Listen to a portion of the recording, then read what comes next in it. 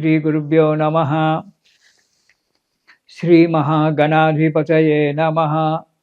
ఇక ధనస్సు రాశి.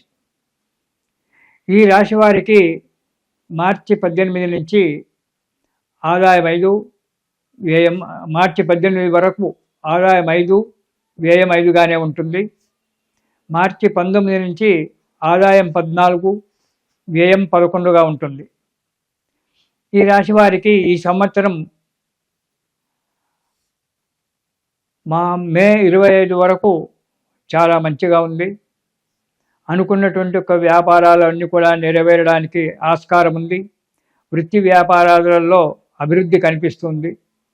మే 25 నుంచి గురువు అష్టమ స్థానంలో ఉండడం వల్ల, చతుర్థంలో అర్ధాష్టమ సంయోగం ఉండడం వల్ల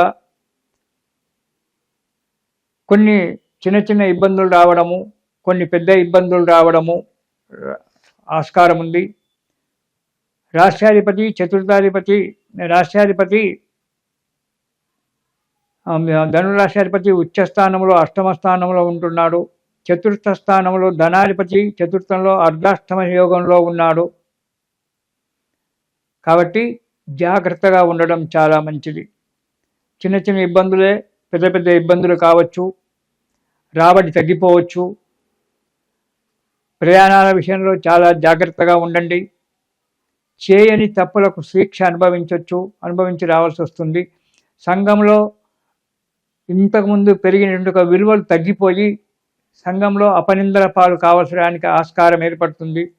కానీ కొత్త కార్యక్రమాలన్నీ కూడా వాటికి పునాదులు వేస్తారు. ఈ కార్యక్రమం చేస్తే ఇలా ఉంటుంది, ఆ కార్యక్రమం చేస్తే అలా ఉంటుందని చెప్పి కొత్త కొత్త వ్యాపారాలకు కొత్త కొత్త వాటి గురించి ప్రయత్నం చేస్తుంటారు. కానీ బాగా ఆలోచించి ప్రయత్నం చేయండి. స్థిరాస్తులు కొనేటువంటి ఒక యోగం ఉంది. కానీ స్థిరాస్తులు కొనేటువంటి ఒక విషయంలో జాగ్రత్త పాటించండి. ఆ డాక్యుమెంట్లు అదంతా కూడా సక్రమంగా చూసుకొని అడుగు ముందుకెయ్యండి. ఏ కార్యక్రమాలలో మీరు పాల్గొన్నా విజయం సాధించడానికి ఉంది. ఎంత ధనమైనా ఖర్చు చేయడానికి వెనకాడరు. ఏదైనా కార్యక్రమం పెట్టుకొని ఆ కార్యక్రమంలో విజయం సాధించాలంటే కొంత డబ్బు ఖర్చు అవుతుంది. కానీ మీరు అలా కాదు, అందులో ఎలాగైనా విజయం సాధించాలి అనేటువంటి ఒక పట్టుదల చేత అధిక మొత్తాన్ని ఖర్చు చేసి తర్వాత బాధపడుతూ ఉంటారు. కాబట్టి ఖర్చు చేసేటువంటి ఒక విషయంలో చేయండి. ఆ కార్యక్రమాన్ని పెట్టుకోకపోవడము మంచిది. జాగ్రత్తగా ఆలోచించండి. ప్రతి పనిలో ముందడుగు వేస్తారు. ఎందుకంటే జన్మాధిపతి రాష్ట్రాధిపతి ఉచ్చస్థానంలో ఉన్నాడు కాబట్టి, అష్టమ స్థానంలో ఉన్నప్పటికీ కూడా గురువు ఉచ్చస్థానంలో ఉంటున్నాడు కాబట్టి ఆరోగ్యంగా ఉంటారు. చేసే ప్రతి పనిలో కూడా విజయం జరుగుతోంది. కాబట్టి అంతా విజయాలు జరుగుతున్నాయి కదా అని చెప్పి ఆలోచించకండి. ఇక్కడ మనకు ఎదురు చూసుకుంటూ అర్ధాష్టమ శని యోగం ఉంది. దానివల్ల అనారోగ్యం ఏర్పడము, యాక్సిడెంట్ లాంటివి కావడము, ఆపరేషన్లు కావడము ఇలాంటివి జరగడానికి ఉంటుంది. అది శని చేస్తుంటాడు. కాబట్టి చాలా జాగ్రత్తగా ఉండడం చాలా మంచిది. డబ్బు ఖర్చు విషయంలో కూడా చేయడం మంచిది. అయితే మే 26 తర్వాత కుటుంబంలో కొంత సుఖశాంతులు ఏర్పడము, కొత్త బంధువులతో పరిచయం కావడము, మానసిక చింతలు కొన్ని తొలగిపోవడము ఇవన్నీ ఉంటాయి. కొన్ని చిన్న చిన్న సమస్యలు మాత్రం ఉంటాయి. ఆ సమస్యలను నిదానంగా పరిష్కారం చేసుకోవడము, శాంతంగా పరిష్కారం చేసుకోవడం చాలా మంచిది. ఉద్యోగులకు శ్రమకు తగ్గ ఫలితం ఉంటుంది. మీరు ఎంత ప్రయత్నం చేస్తే అంతే. ప్రమోషన్లు రావడానికి కోరుకున్న చోటికి బదిలీ కావడం అనేటువంటివి జరగకపోవచ్చు. కొందరికి కొన్ని విషయాలలో కష్టపడ్డ వారికి, అందుకని చెప్తున్నాను, శ్రమకు తగ్గ ఫలితం. మీరు మంచిగా కష్టపడి మంచిగా అక్కడ కార్యక్రమాలు చేసినట్టయితే మీకు అనుకున్న చోటికి ప్రమోషన్లు రావడం జరుగుతుంది.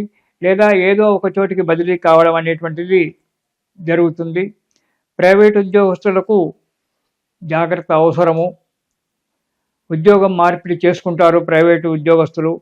కాబట్టి చేసుకునే ఒక కంపెనీ, మీరైతే ఆ కంపెనీ చూసుకుంటున్నారో అది ఎంతవరకు మంచిది, ఎలా ఉంటే మంచిదని దాని గురించి నిశ్చితంగా ఆలోచించి మీరు ఉద్యోగాలు మార్చుకోవడం మంచిది. ప్రైవేట్ ఉద్యోగస్తులు, గవర్నమెంట్ ఉద్యోగస్తులు జాగ్రత్తగా పనిచేస్తే మీకు ఫలితం ఉంటుంది.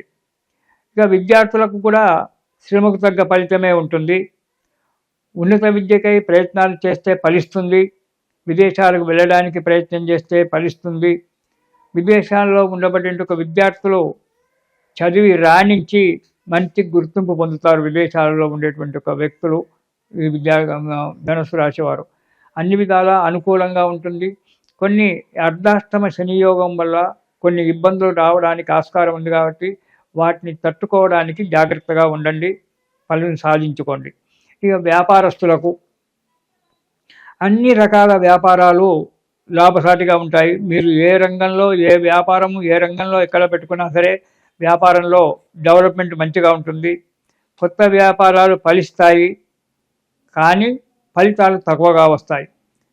ముందు ముందు అది డెవలప్ అవుతుంటే ఆ ఫలితాలు వస్తుంటాయి. పెట్టుబడులు పెట్టే విషయంలో, లావాదేవీల విషయంలో చాలా జాగ్రత్తగా ఉండడం మంచిది. మీరు జాగ్రత్తగా ఉండి ఎదుటి వ్యక్తులను కూడా నిశితంగా ఆలోచించి సంప్రదించి మాత్రమే పెట్టుబడులు పెట్టండి. అంతేగాని తొందరపాటుతనంతో వారు చెప్పినారని చెప్పి పెట్టి డబ్బు నష్టపోకండి. ఇక ఈ ధనుసు రాశి వారు ఈ సంవత్సరం మొత్తం అంతా కూడా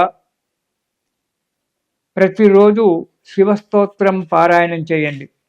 శివుని గనక నమ్ముకున్నట్టయితే సకల దోషాలు వెళ్ళిపోయి మీకు అన్ని విధాల అనుకూలమైన వాతావరణం ఏర్పడడానికి ఆస్కారం ఉంది. కాబట్టి ఈ ధనుసు రాశి వారు శివస్తోత్రం పారాయణం చేయండి.